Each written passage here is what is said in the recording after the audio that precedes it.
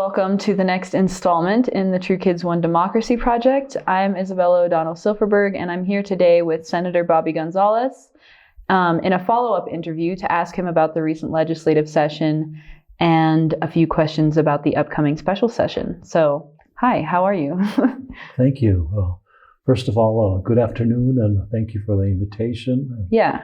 We can start. It probably would be more on the new part. We will be going into a special session on April the 5th, and we're anticipating that it would be 1 day, maybe at the most 2 days. And the information we have so far and what we've been working with is that there will only be two parts to it. One is to address and reconsider the junior bill that was vetoed. And first we can cover that. And basically what happened is when this was worked by both the House and also by the Senate, and of course the 30-day session is a very compressed session because we're working with that, plus we have many other pieces that are moving at the same time. So at the very end, the governor did end up vetoing the legislation. And actually, it basically got a negative takeoff on that. But actually, she did a big favor because within that, there are approximately over 500 projects.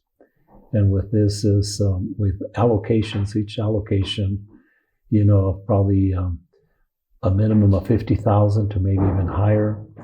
But she did a big favor because there was at least 50 projects that would have not been accepted based on technicalities of the language or technicalities of the agency working. So it gave us a second chance. Mm-hmm.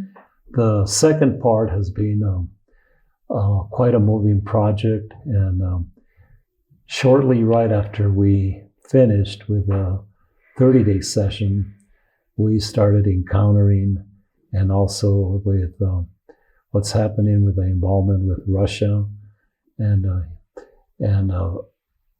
with that invasion, and immediately we saw the inflation part, and we also saw the high cost on just about every item that you can think of.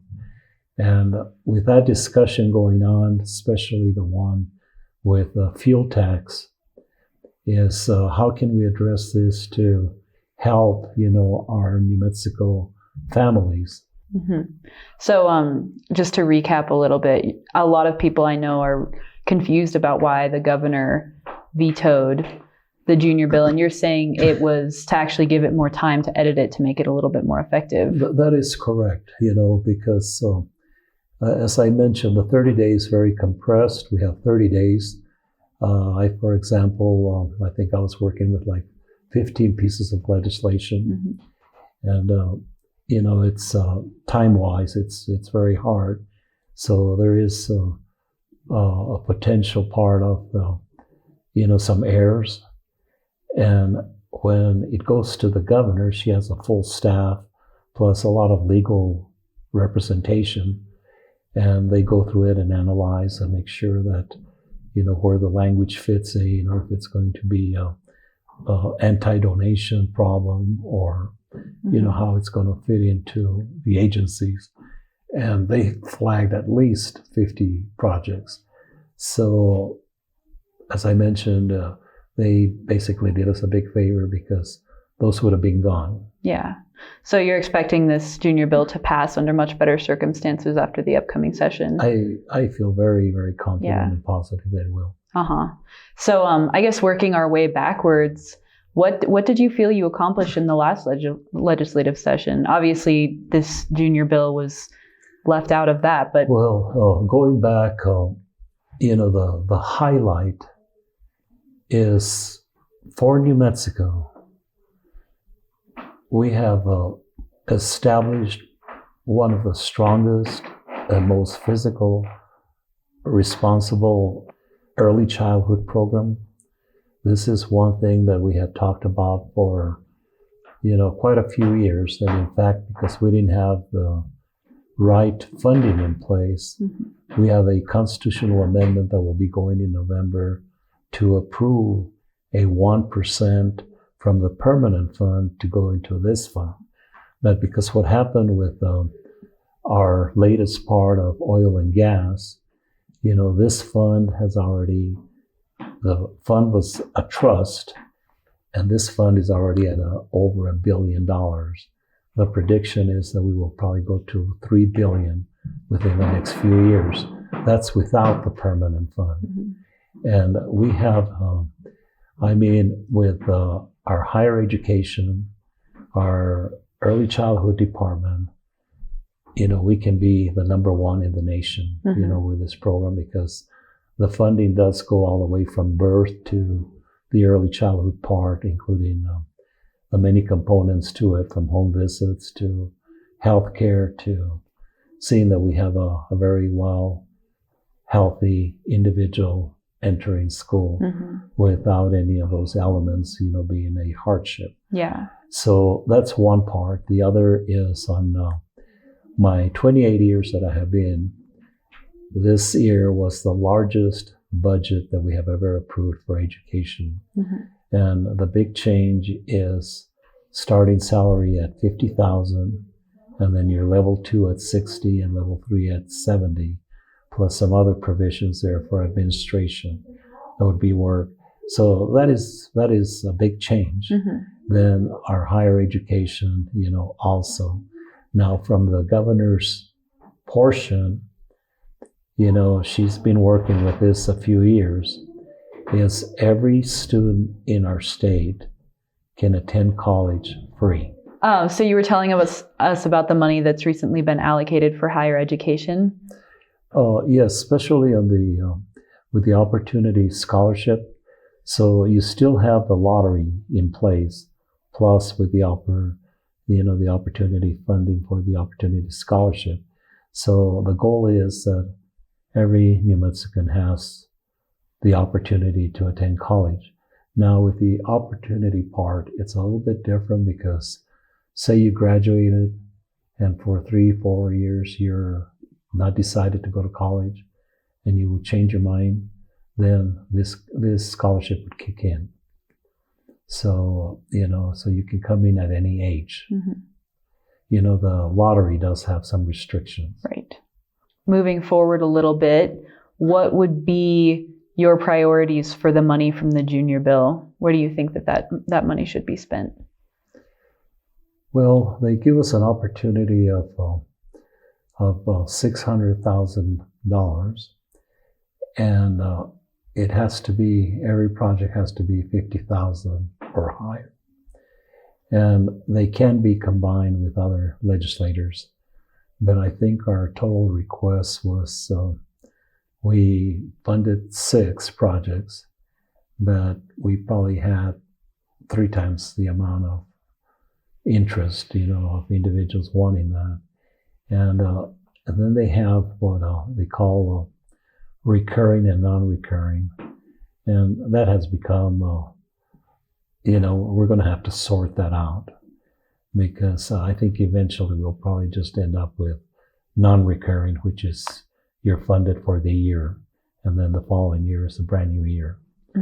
And the reason is because it creates a lot of problems for the Department of Finance. And that is one of the things that the governor also pointed out, as far as that we need to work on and have more transparency, with the process.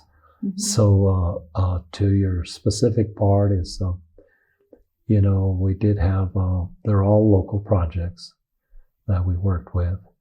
And one that, for years we have been helping is, say, for example, the Community Against Violence, CAV, True Kids.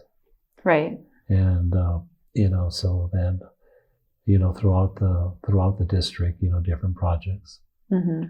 And how is this money different from the money that you're funneling towards early childhood development? Oh, it's very different. It's a whole different categorical. Will you tell us a little bit about that? Your early childhood is categorical because it's coming in through the servant's tax bond. And whatever it is on that limit of the capacity, what is left goes into this trust, and we never expected it to grow that, that fast. Mm-hmm. Now, this other is general fund. So it's just an allocation coming in from the general fund's main budget for the junior bill. And will you kind of reiterate what exactly it is that needed to change in the wording of the junior bill? Why was it that it didn't go through the first time? Well, you're working with 112 legislators, and every legislator is at a different level as far as, how they work with their projects. So, there is a lot of possibilities of having, errors or maybe not following the intent of the directions to where it should be. But some can be very small, as one word, 2 words can make a big difference, or some can be a complete phrase, or some could be to where, you can't do it because it doesn't allow you to do that. So there's quite a variation of what could happen. Mm-hmm. And to my part, what I would see is it happens because of the lack of time. Mm-hmm. So if you had more time to vet, each project, capital outlay is done a little bit different, but eventually it'll probably lead to that. Looking towards the future, I guess, the next time a junior bill comes around, do you think that, is this something that happens every time where you need to veto it and call for a special session, or do you think you'll be better prepared for next time? As I mentioned, the governor did do us a big favor, because in the past, with other governors, they just veto it and you don't hear anything about it. But not the entire bill is vetoed. Different projects are vetoed. And I have had in the past projects vetoed, mm-hmm. and that's what it is, Yeah. So you just have to wait to work with it the following year. Yeah. Mm-hmm. So she really did give you an opportunity Yes. to extend the money. Well, while we're here, is there anything else important you think we should know? I think something that there's a lot of parts, and you start talking about water, the veterans, Social Security, healthcare. But the last one, I can end with, if that's what you want, is every corner of the state has construction going on with their main highways, interstate, and the ability of some county roads. And this is something that we haven't seen in a long time. In fact, we don't have enough contractors or enough individuals to fill the jobs, that are needed. And a lot of our federal funding and a lot of our state money has gone into the department to assist, with resurfacing, rebuilding, and reconstructing bridges, and anything that's with safety to our main roads.